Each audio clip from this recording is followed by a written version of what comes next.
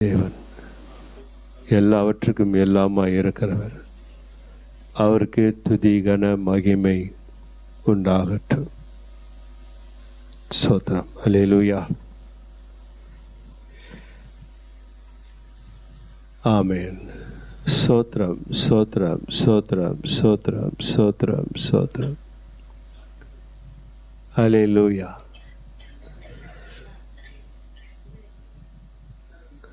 காலைவேளை ஸ்தோத்திரம். கர்த்தர் இந்த 3 மாதங்களும் நம்மை கண்மணியை போல பாதுகாத்த எல்லா தயவுக்கும் நன்றி சொல்லுவோம். கர்த்தர் மகிமைப்படுவாராக. இந்த 4ஆம் மாதம் 1 தேதி அதிகாலையில் வந்திருக்கிறோம். கர்த்தர் சொல்லி அனுப்பின வாக்கு தத்தத்தை சுமந்து வந்திருக்கிற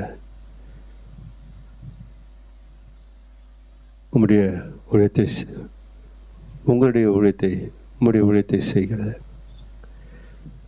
தேவன் என்னிலே மகிமைப்படுவாராக. அல்லேலூயா, அல்லேலூயா. ஸ்தோத்திரம். சரி, சரியான நேரத்துக்கு வந்திருக்கிறோம். யாத்ராகமம் புத்தகம் 20ஆம் அதிகாரம். 20ஆம் அதிகாரம். யாத்ராகமம் புத்தகம் 20ஆம் அதிகாரம். நான் வாசிக்கிறேன், கவனியுங்கள். நான் என் நாமத்தை பிரஸ்தாபப்படுத்தும் எந்த ஸ்தானத்திலும் உன்னிடத்தில் வந்து உன்னை ஆசீர்வதிப்பேன். கரத்தடி கர்த்தரை மகிமைப்படுத்துவோமா?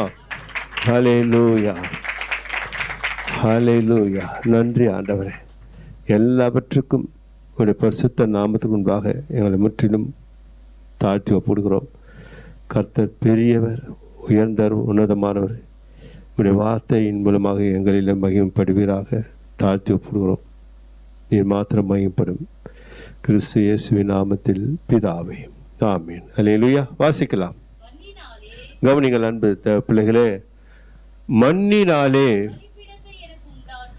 பலிபீடத்தை எனக்கு உண்டாக்கி அதன் மேல் உன் ஆடுகளையும் உன் மாடுகளையும் சர்வாங்க தகன பலியாகவும் சமாதான பலியாகவும் செலுத்துவாயாக. நான் என் நாமத்தை பிரஸ்தாபப்படுத்தும் எந்த ஸ்தானத்திலும் உன்னிடத்தில் வந்து உன்னை ஆசீர்வதிப்பேன். அல்லேலூயா. இந்த சம்பவம் நமக்கு தெரியும். இஸ்ரேல் மக்களை எகிப்து தேசத்திலிருந்து தேவன் பிரித்தெடுத்து வரும்பொழுது சீனாய் மலையின்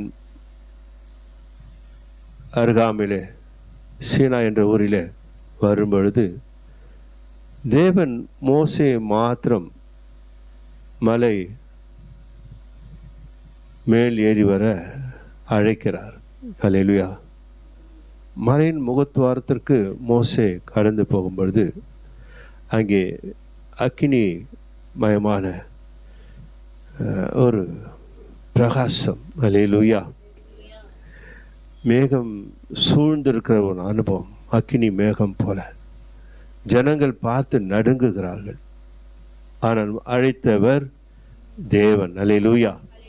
மோசே கர்த்தருடைய வார்த்தைக்காய் மலையின் மேல் ஏறி போவதை இந்த வேதத்தில் நாம் பார்க்கிறோம். அங்கேதான் இஸ்ரேல் மக்களுக்கு தேவன் 10 கட்டளைகளை தம்முடைய அக்கினியினால் எழுதி கொடுக்கிறார்.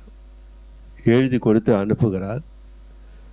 அங்கே எழுதி கொடுத்து சில ஆலோசனைகளை கொடுத்து எப்படி வாழ வேண்டும் என்ற அந்த கட்டளைகளெல்லாம் நியமித்து மக்கள் பலி செலுத்துகிற காரியத்தை கூட கர்த்தர் விவரித்து சொல்லுகிறார். மண்ணினாலே பலிபீடத்தை எனக்கு உண்டாக்கி. அல்லேலூயா சொல்லுமா? எனக்கு உண்டாக்கி அதன் மேல் உன் ஆடுகளையும் உன் மாடுகளையும் சர்வாங்க தகன பலியாகவும் சமாதான பலியாகவும் செலுத்துவாயாக. அல்லேலூயா. பலி செலுத்துகிற ஒரு சம்பவத்தை சொல்லி கொடுக்கிறார். மண்ணினாலே பலிபீடத்தை அமைத்து. அல்லேலூயா. நன்றாக நாம் கவனிப்போம் என்றால் மண்ணான நாமும் பலிபீடமாய் கர்த்தருக்கு மாற வேண்டும். அந்த பலிபீடமாய் மாறுகிற ஒரு கர்த்தருடைய மகனாக இருந்தாலும் மகளாக இருந்தாலும் அவர்கள் மேல் தேவன் பிரியமாய் மாறிவிடுகிறார். ஸ்தோத்திரம். அல்லேலூயா. வேதத்தில் பார்க்கிறோம்,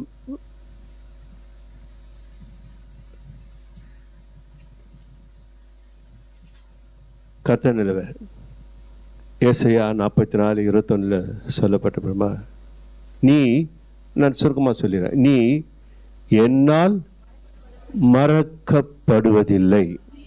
அல்லேலூயா, அல்லேலூயா. நீ என்னால் சம்பவத்தை கவனிக்கணும். இப்போ என்னை மறக்கலை தேவன், உங்களையும் மறக்கலைனாக்கா உங்கள் வாழ்க்கையிலே தேவனுக்காய் வாழ்கிற ஒரு பிரயாசத்தை நீங்கள் எடுக்கிறபடினாலே நமக்கெல்லாம் தெரியும், சொல்ல வேண்டியதே இல்லை.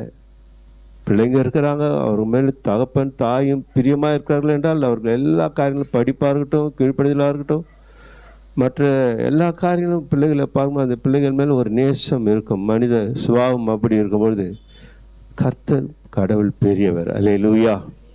பிரித்தெடுத்த தெய்வம் நம்மிடத்தில் எதிர்பார்க்கிற காரியம், மண்ணாகிய நாம், இந்த மண்ணாகிய மனிதனாகிய நாம் நமக்குள்ள ஒரு பலிபீடத்தை நாம் உருவாக்கும் பொழுது தேவன் நம்மேல் அதிகம் பிரியம் வைக்கிறார். அது மாத்திரமல்ல, நம்மை மறக்கவே மாட்டார். அல்லேலூயா.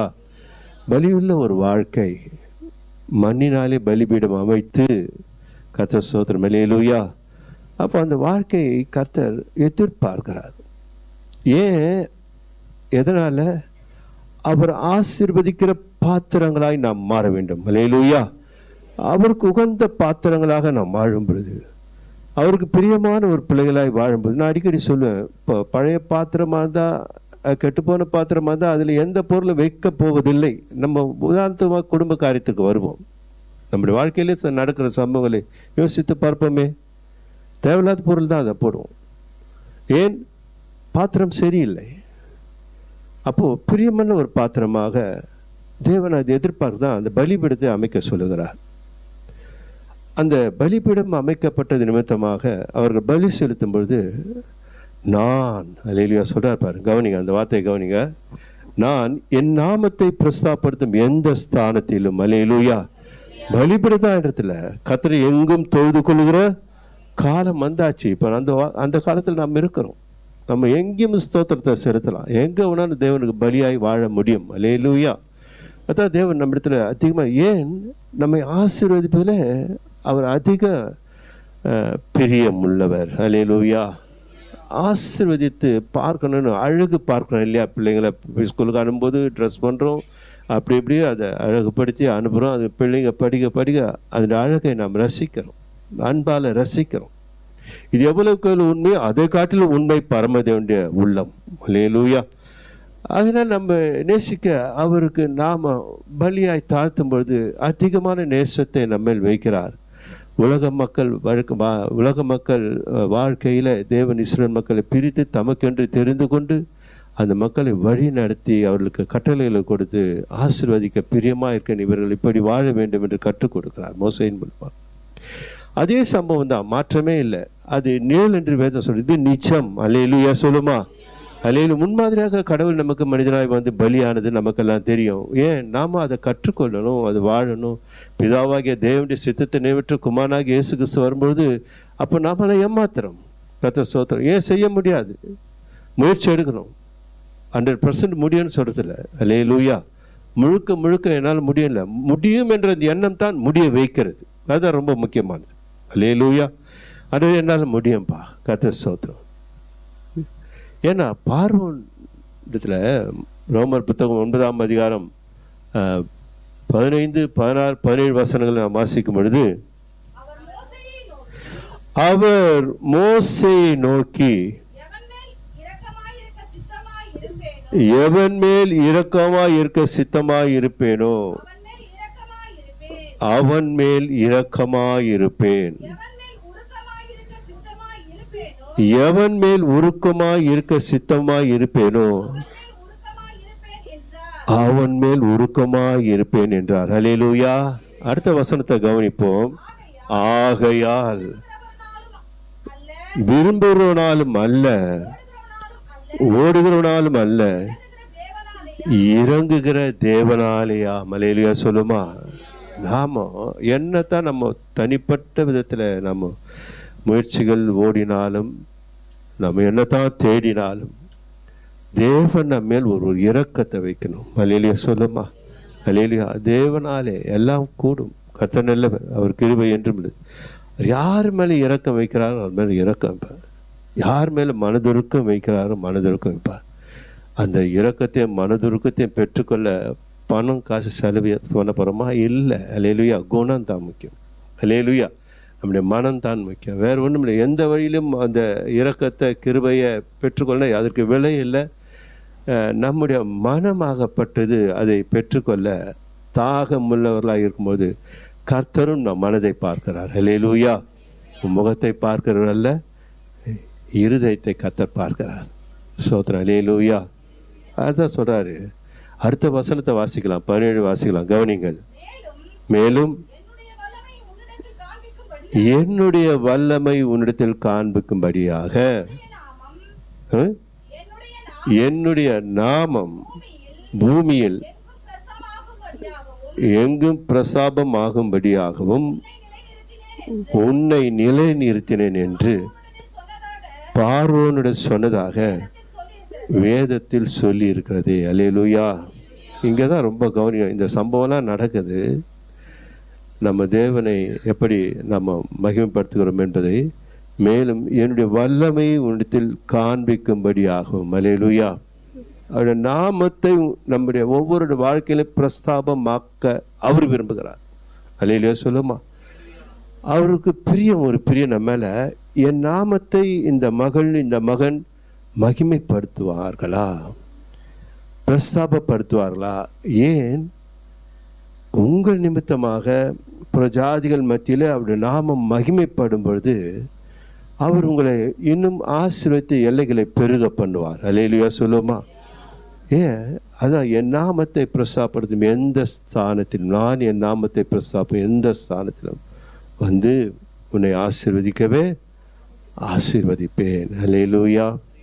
என் வாழ்க்கையில் பலி என்றால் நாம் எந்த பலியும் நம்ம செலுத்த போகிறதில்ல. நம்ம வாழ்க்கை தானே.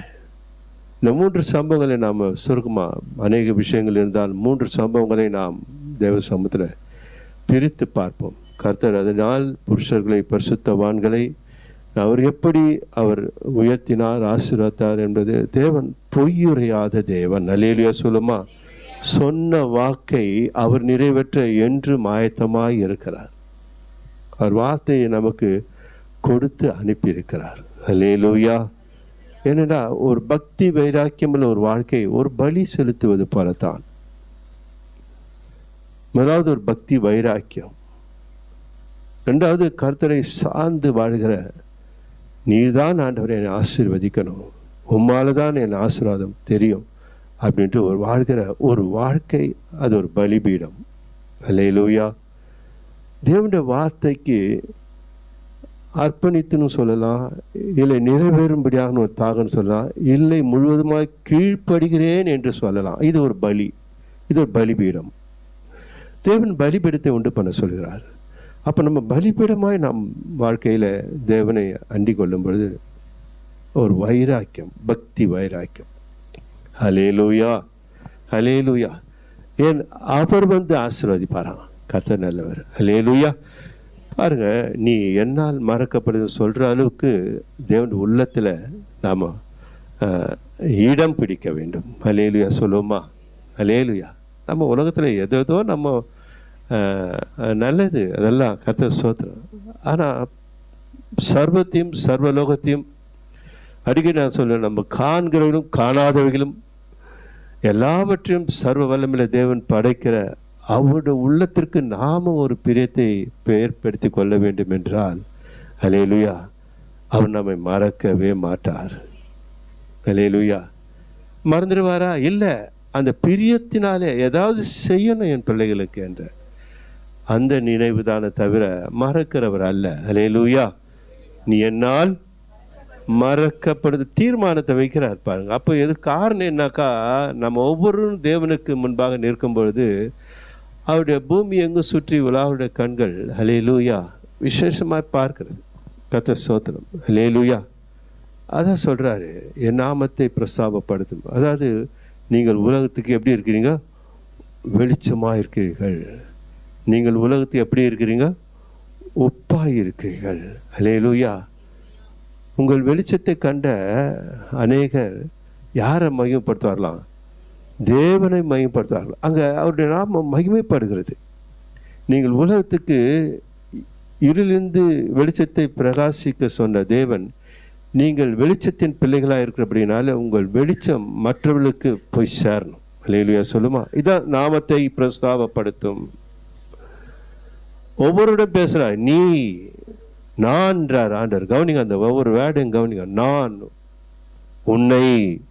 ஹல்லேலூயா. ஒவ்வொரு ஆத்மாவுக்கும் இளைப்பாறுதலை தருகிற தெய்வம் அவர். அப்படியா தேவன் நம்மளை எதிர்பார்க்கிறார். ஹல்லேலூயா. எதற்கு? என் மகன் என் மகள் என்ற அந்த உரிமை, அந்த நேசக்கரம் நம்மை அழைக்கிறது. ஹல்லேலூயா. நம்ம எவ்வளவுக்கு சரண்டர் ஆகிறோமோ, ஹல்லேலூயா சொல்லுமா? ஹல்லேலூயா. முற்று முடிய ரட்சிக்க வல்லவருடைய பாதத்தில் நெற்றி தரையில் விழுகிறவர்களுக்கு நம்ம ஒப்பு கொடுக்கணும். கர்த்தர் நிலவர், கர்த்தர் தலை நிமிர வைப்பார். ஹல்லேலூயா. ஹல்லேலூயா. நான் என்ற வார்த்தை யாருக்கு சொந்தம்? தேவனுக்கு மாத்திரம்தான் சொந்தம். நானே நல்ல மேய்ப்பன். இங்கே நான் என் நாமத்தை பிரஸ்தாபப்படுத்தும் எந்த ஸ்தானத்திலும், அது எங்கேயா இருந்தாலும் சரி. ஹல்லேலூயா. அதனால் அன்பு பிள்ளைகளே, நாம் ஒரு வசனத்தை வாசிக்கலாம். கர்த்தர் நல்லவர். 30 சங்கீதம் 31:19 வாசிக்கலாம். உமக்கு பயந்தவர்களுக்கும் மனு புத்திரருக்கு முன்பாக உம்மை நம்புகிறவர்களுக்கும் நீர் உண்டு பண்ணி வைத்திருக்கிற உம்முடைய நன்மை எவ்வளவு பெரிதாய் இருக்கிறது. அல்லேலூயா. கர்த்தர் நல்லவர், அவர் கிருபை என்று விடுது. கவனிச்சிங்களா? கர்த்தர் பேசுகிறார். அல்லேலூயா. உமக்கு பயந்தவர்களுக்கும் மனுபுத்திரருக்கும் முன்பாக உம்மை நம்புகிறவர்களுக்கும். இப்போ நம்முடைய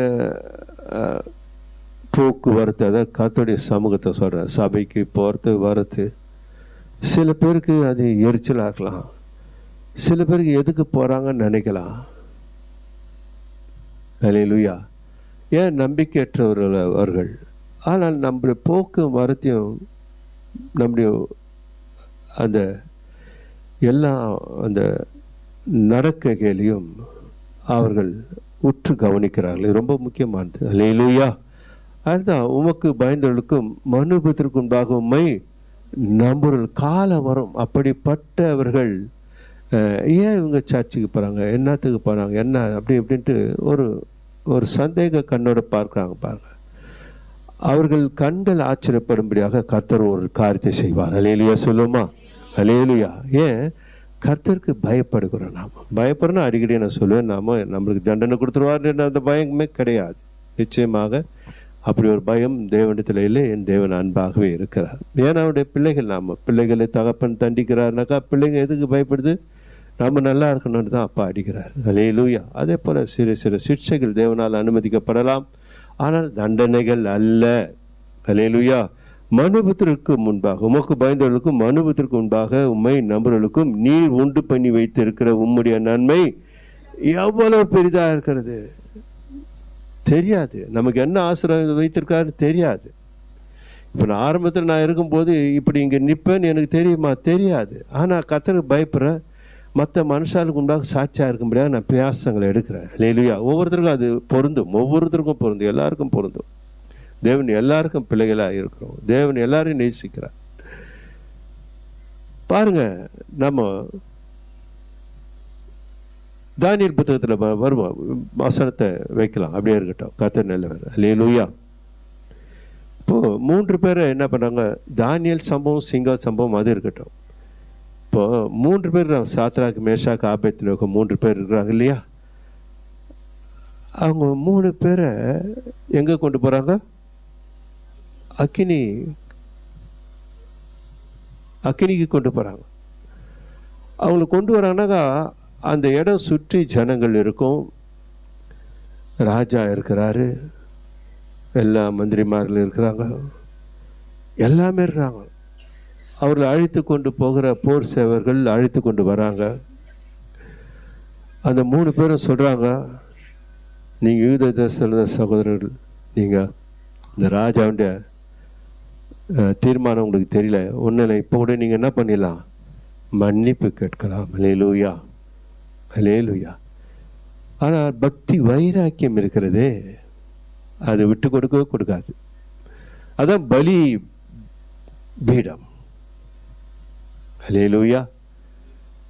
அந்த பக்தி வைராக்கியம் கர்த்தருக்கு தான் பயப்படுறாங்க. எதுக்கு பயப்படலாங்க? துர்ச்செய்தியை கேட்கிறதுனால் அவன் பயப்படான், அவன் இருதயம் கர்த்தரை நம்பி திடனாக இருக்கும். துர்ச்செய்தி வருது, உங்களை எங்கே கொண்டு போய் போட போகிறாங்க?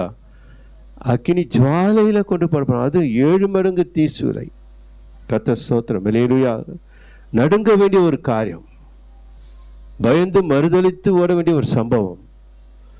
அங்கே அவர்களும் கேட்க ஒன்றுமில்லை, இப்போ கூட ஒன்றும் இல்லை. ராஜா இடத்துல, ஐயா நீதான் ஐயா, அல்லேலூயா என்று சொன்னால், இப்பொழுதும் ராஜா என்ன பண்ணார்? அந்த தீ ஜுவாலிலிருந்து உங்களை காப்பாற்றுவார். அதான் சொல்கிறாங்க, எங்கள் தேவன் எங்கள் தப்பிக்க வல்லவராக இருக்கிறார். அல்லேலூயா. எவ்வளோ பக்தி வைராக்கியம் பற்றா நம்ம வாழ்க்கையில் அப்படி ஒரு பக்தி வைராக்கியத்தை எடுக்கணும். எடுத்தால் நிச்சயமாக அது ஏதோ வெளிப்படையாகலை, உள்ளத்தில் ஒரு தீர்மானத்தை இருக்கணும். கர்த்தர் ஸ்தோத்திரம். அல்லேலூயா. அவர் என்ன தப்பி வைக்காவிட்டாலும் பரவாயில்ல, அல்லேலூயா சொல்லுவோமா? அல்லேலூயா. ஆனால் தேவனை தவிர ஒருவரை நாங்கள் என்ன பண்ண மாட்டோம்? ஆராதனை செலுத்த மாட்டோம், தொழுது கொள்ள மாட்டோம். பரலோக தேவன் இதை பார்க்கிறாரா இல்லையா? பார்க்காம இருப்பாரா? அல்லேலூயா, அல்லேலூயா. நான் என் நாமத்தை பிரஸ்தாபடுத்தும் எந்த ஸ்தானத்தின் அந்த ஸ்தானத்தை பார்க்குறாரு ஆண்டவர், அந்த இடத்த பார்க்குறாரு. பூமி எங்கும் சுற்றி உலாவுடைய கண்கள் அங்கே ஒரு போராட்டம், அந்த பிள்ளைகளுக்கு ஒரு போராட்டம். குமாரனாக கிறிஸ்துவ அனுப்புகிறார் பிதாவாகிய தேவன். அதுவரையில் கிறிஸ்துவானவர் பொறுமையாக இருக்கிறார். கவனிக்கணும் இதெல்லாம். பக்தி வைராக்கியம் எந்த அளவுக்கு அவர்களை உயர்த்தினது, அந்த தேசத்தில் அவர்களை உயர்த்தினார் கர்த்தர். அல்லேலூயா சொல்லுவோமா? அல்லேலூயா. ஆனாலும் கர்த்தருக்கு மாத்திரம் பயப்படுறாங்க. எதுக்கு பயப்படல? இது என் தேவனால் சிருஷ்டிக்கப்பட்டது. அல்லேலூயா. இதற்கு நான் பயப்பட வேண்டியதில்லை. நான் ஆராதிக்கிற தேவனுடைய அன்புக்கு மாத்திரம் நான் பாத்திரனாய் வாழப்போகிறேன். என்னை இந்த அக்கினி ஒன்று சேதப்படுத்தாது என்று என் மனதில் ஒரு வைராக்கியம், பக்தி வைராக்கியம் மற்றது கொண்டு போய் எங்கே போடுறான்? கடைசியில் அக்கினி சுவாலையில் போடுறான்.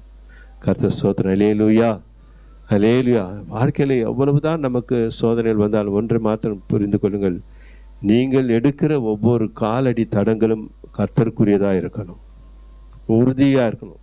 நீங்கள் எடுத்த காரியத்தில் மாறக்கூடாது. கர்த்தர் ஸ்தோத்திரம். அல்லேலூயா. சில வேளை கொஞ்சம் தவறினாலும் அதை மீண்டுமாய் கொண்டு வந்து சீர்படுத்தி சரிப்படுத்தி கொள்ள வேண்டும். அல்லேலூயா, அல்லேலூயா. அதான் சொல்ற, தன் பாவத்தை மறைக்கிறவன் அதை அறிக்கை செய்து சில நம்மளுடைய பாவம் செய்யப்படுறா. இதை எப்படி எடுத்துக்க? தன் தவறுகளை மறைக்கிறவன் அப்படி எடுத்துக்கலாமே. அல்லேலூயா. சரி, நம்ம வாழ்க்கையில் பாவம் என்பது இல்லை, தவறுகள் இருக்கலாம், தவறி போயிருக்கலாம். அந்த தவறுகள் அதை நாம் அறிக்கை செய்து விட்டுவிடும்போது கர்த்தருடைய இரக்கத்தை பெற்றுக்கொள்கிறோம். அல்லேலூயா சொல்லுமா? அல்லேலூயா. இங்கே தேவன் பார்த்து கொண்டே இருக்கிறார். அவர்களை தூக்கி போடும்போது யாரும் கூட போய் அக்கினி ஜுவாலில் இறங்கிறது? இயேசுவானவர். கரணத்தை கர்த்தரை மகிமைப்படுத்துவோமா? அல்லேலூயா. அதான் பிரசாப்படுத்துகிறாங்க பாருங்க. எப்படி என் நாமத்தை என் நாமத்தை நான் நம்ம ஆசீர்வதிப்பதில் கூட அவருடைய நாமத்தை அவர் பிரசாப்படுத்துகிறாரு. அவருடைய வல்லமை விளங்க பண்ண முடியாது. அவருடைய வல்லமை நமக்கு கொடுக்கும்போது அதில் அவர் பிரசாப்படுறாரு. அதான் நான் என் நாமத்தை பிரசாப்படுத்தும் எந்த ஸ்தானத்திலும். அல்லேலூயா, அல்லேலூயா. பாருங்க அன்பு பிள்ளைகளை, அங்கே அவரை சேதப்படுத்தவே இல்லை. எல்லாருமே ஆச்சரியப்படுறாங்க, எல்லாருமே கர்த்தரை உயர்த்துறாங்க, எல்லாருமே கர்த்தரை மகிமைப்படுத்துறாங்க. தானியேல் புத்தகம் 3:30 நம்ம கடைசியாக வாசிக்கும் பொழுது, பின்பு ராஜா சாத்ராக் மேஷாக் ஆபேத்நேகோ என்பவர்களை பாபிலோன் தேசத்தில் உயர்த்தினார். அல்லேலூயா சொல்லுவோமா?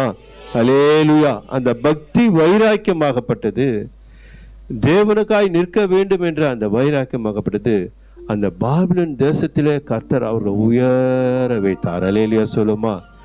என் நாமத்தை பிரசாப்படுத்த எந்த ஸ்தானத்திலும் நான் வந்து உன்னை வார்த்தை நிறைவேற்றுகிற தெய்வம். அவர் வார்த்தை மாறாதவர். அல்லேலூயா. மாத்திரமல்ல, ஏசாயா தீர்க்கதரிசியின் புத்தகம் அதுதான் சொல்லுது, 76:3. கர்த்தர் ஸ்தோத்திரம். உம்மை உறுதியாய் பற்றி கொண்டுள்ள மனதை உடையவன், உம்மையே நம்பி இருக்கிறபடியால் நீர் அவனை பூரண சமாதானம் காத்துக்கொள்வீர். அல்லேலூயா சொல்லுவோமா? முழுதுமாய் சார்ந்து வாழ்கிற ஒரு வாழ்க்கை. கர்த்தர் எனக்கு முன்பாக வைத்திருக்கிறேன் என்ற வார்த்தை, அவரை வைத்து தொடங்குகிற ஒரு ஊழியமோ வாழ்க்கையோ தொழிலோ எதுவாக இருந்தாலும் சரி, பாதைகள் அவரை முன்பாய் வைத்து, ஆண்டவரே நீர் என்னோடு இருக்கிறீர், நான் வெட்டப்பட்டு போவதில்லை. அல்லேலூயா, அல்லேலூயா. நம்முடைய அந்த செயல்கள் அவன் செய்வதெல்லாம் வாய்க்கும். ஏன்? கர்த்தரை நம்பி ஈசாக்கு எடுத்துக்கலாமா? கர்த்தர் நல்லவர். அல்லேலூயா. 26ஆம் அதிகாரம், ஆதியாகமம் 26ஆம் அதிகாரம் 12ஆம் வசனம் 13. ஈசாக்கு அந்த தேசத்தில் விதை விதைத்தான், கர்த்தர் அவனை ஆசீர்வதித்ததினால் அந்த வருஷத்தில் 100 மடங்கு பலன் அடைந்தான். அல்லேலூயா. ஆசிமா முதல்ல ஈசாக்கு அந்த தேசத்திலே, இதான் ரொம்ப முக்கியமானது. அல்லேலூயா சொல்லுமா? என்ன தேசம் அது? பஞ்சமான தேசம். அதான் அந்த தேசத்தில் ஆண்டவர். அந்த தேசத்தில் எல்லோரும் தயங்குகிற தேசத்தில் விதை விதைத்தால் விதை என்ன பண்ணாது? விளைச்சலை கொடுக்காது. நாம் வைத்திருக்கிற விதை தானியங்களை கூட நம்ம விரயமாக்கக்கூடாது. நாம் விதைக்கிற விதைகளுக்கு அறுவடை என்பதை கண்கள் பார்க்காது. விதைகள் எல்லாம் வீணாய் போயிடும் என்று அநேகர் அஞ்சி கொண்டிருந்தார்கள். யாருமே அங்கே தேசத்தில் விதைக்கவே இல்லை. விதைப்பு காலம் வந்துடுச்சு, ஆனால் விதைக்க என்ன இல்லை, பிரயாசங்களை எடுக்கலை. ஏன்? அவர்களுக்குள்ளாய் கர்த்தர் ஸ்தோத்திரம் அல்லேலூயா சார்ந்து வாழ்கிற அனுபவம் இல்லை, நம்பி வாழ்கிற ஒரு அனுபவம் இல்லை. அதனால் அவர்கள் செய்ய துணியலை. ஆனால் ஈசாக்கு அல்லேலூயா, அல்லேலூயா, கர்த்தரை சார்ந்து கர்த்தர் ஆசீர்வாதத்தை அனுப்பியிருக்கிறாரு. அது நிச்சயமாக நான் போடுகிற என் விதைகளை கர்த்தர் என்ன செய்வார்? விளைய செய்வார். அல்லேலூயா. எல்லாரும் ஆச்சரியப்படுறாங்க. அங்கே அவருடைய நாமம் பிரஸ்தாபம் அடையுது, தேவ நாமம் மகிமைப்பட போகுது. எல்லாரும் ஆச்சரியப்படுறாங்க. விதைக்கிறாரு. ஈசாக்கு வந்து பார்க்குறாரு. முதல் நாள், 3ஆவது நாள் பார்க்குறாரு, 5ஆவது நாள் பார்க்குறாரு. எல்லாரும் பார்க்குறாங்க. ஏன் இந்த மனுஷன் என்ன பண்ணா? விதைச்சான், என்ன பிரயோஜனம்? ஆனால் ஈசாக்கு தான் தைரியம், என் தேவன் என் காரியத்தை வாய்க்க பண்ணுவார். அவ்வளோ நம்பிக்கை, அவ்வளோ சார்ந்து வாழ்கிற அனுபவம். பார்த்தாக்கா ஆராதனை பார்த்தா மண்ணாயிருந்த அந்த நிலம் பசுமையாக தெரிகிறது. அல்லேலூயா சொல்லுவோமா? அல்லேலூயா. அப்படியே அப்படியே அந்த பசுமை தெரிகிறது. எல்லாருமே ஆச்சரியப்பட்டார்கள். அங்கிருந்து விதைக்காத பிரஜாதி மக்கள், அபிமேலக்கு சேர்ந்த ராஜாக்கள் எல்லாமே எல்லாரும் கேள்விப்பட்டு ஆச்சரியப்படுகிறார். இது எப்படி ஆகும்? தேவனால் எல்லாம் ஆகும். தேவன் அங்கே மகிமைப்படுகிறார். தேவனை மகிமைப்படுத்துகிற ஒரு ஸ்தானத்தை ஈசாக்கு உருவாக்குகிறார். தேவன் ஈசாக்கை வெட்கப்படுத்தவே இல்லை.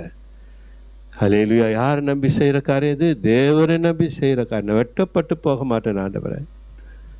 அல்லேலூயா. தேவன் அங்கே நாமத்தை ஈசாக்கு பிரசாப்படுத்துகிறார். விளைச்சல் எப்படி இருக்குதான்?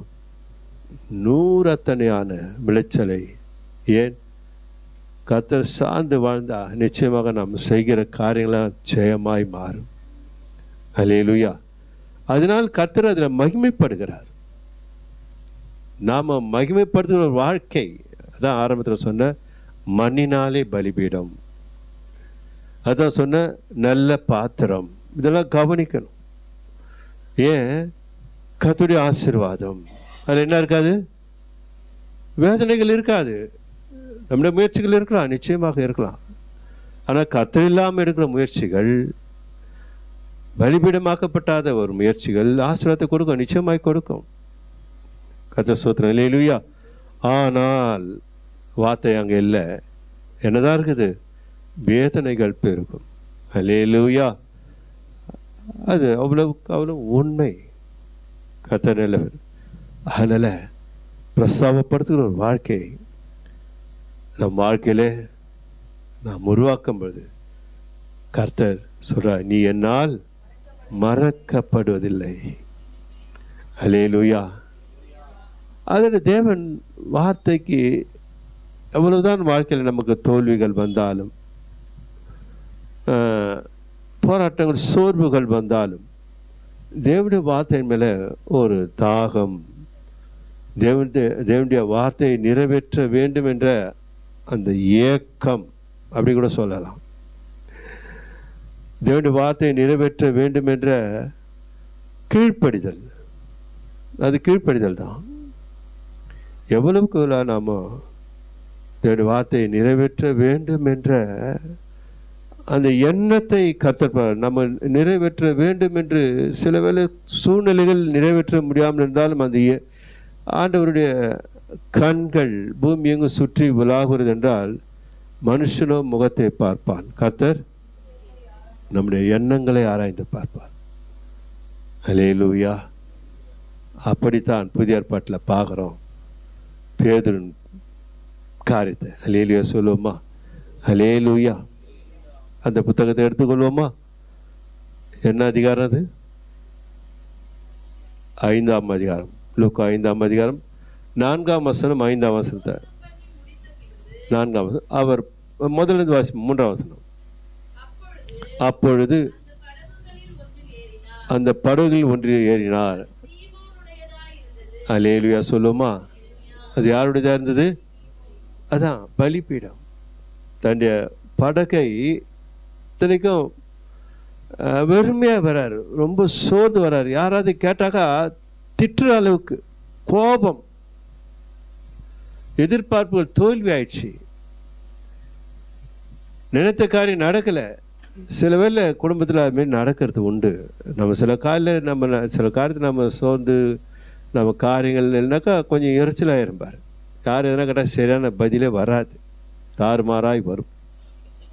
கீழ்ப்படியாத ஒரு சுபாவம் வந்துடும், தானாக வந்துடும். ஆனால் இங்கே ஆண்டவராக இயேசு கிறிஸ்து பிரசங்கம் பண்ணுறதுக்கா பேதுருத்துல படகை கேட்கிறார். ஆனால் அந்த படகை பேதுரு கொடுக்கிறார். அங்கேயே பார்க்கிறார் பேதுரு, அவனுடைய கீழ்ப்படிதலை கர்த்தர் பார்க்கிறார். அல்லேலூயா சொல்லுவோமா? அல்லேலூயா. வாசிக்கலாம். அப்பொழுது அந்த படகுகளில் ஒன்றில் ஏறினார். அது சீமோனுடையதாக இருந்தது. அதை கரையிலிருந்து சற்றே